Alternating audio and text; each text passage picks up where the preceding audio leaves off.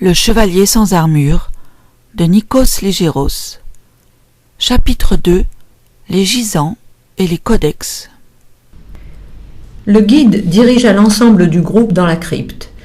Il attendit que tout le monde fût à ses côtés pour commencer la visite.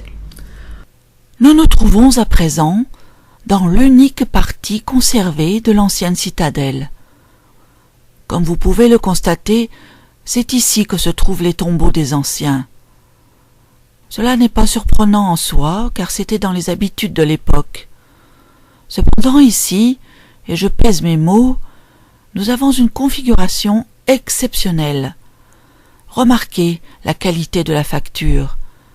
Les 5 gisants semblent n'être qu'endormis. Le réalisme, surtout si nous nous plaçons dans le contexte de l'époque, est poussé à son extrême. Il indiqua au groupe de visiteurs les 5 gisants en leur recommandant de ne rien toucher. Nous ne savons quasiment rien sur eux, si ce n'est qu'ils étaient les disciples du même maître. À cet instant, il montra du doigt un signe sur la main gauche de chacun des gisants. C'est le signe du chevalier sans armure. Il attendit un moment. Il savait que son public retenait son souffle. Mais il changea volontairement le passage du récit. Ce qui est remarquable chez ces gisants, c'est qu'aucun d'entre eux ne dispose de son épée. Ils n'ont pour seule arme qu'un codex. Le groupe s'avança naturellement dans la direction des gisants afin de constater cette singularité. Ces codex, dont nous ne connaissons que le titre, étaient considérés comme des livres sacrés à l'époque. La légende dit qu'ils auraient été sauvés des barbares par l'intermédiaire des 5 gisants qui sont devant vous. Cependant, depuis cette époque, nous ne savons rien de plus sur leur contenu. Un enfant s'approcha de l'un des gisants et toucha le codex. « Non !» s'écria le guide. « Il ne faut pas !»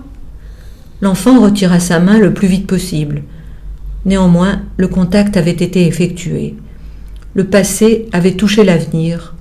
Celui qui n'était pas encore né avait touché la mort. C'est en tout cas la pensée qui avait traversé l'esprit du guide. Les parents de l'enfant éloignèrent le petit du gisant et le guide poursuivit son récit. Le chevalier sans armure ?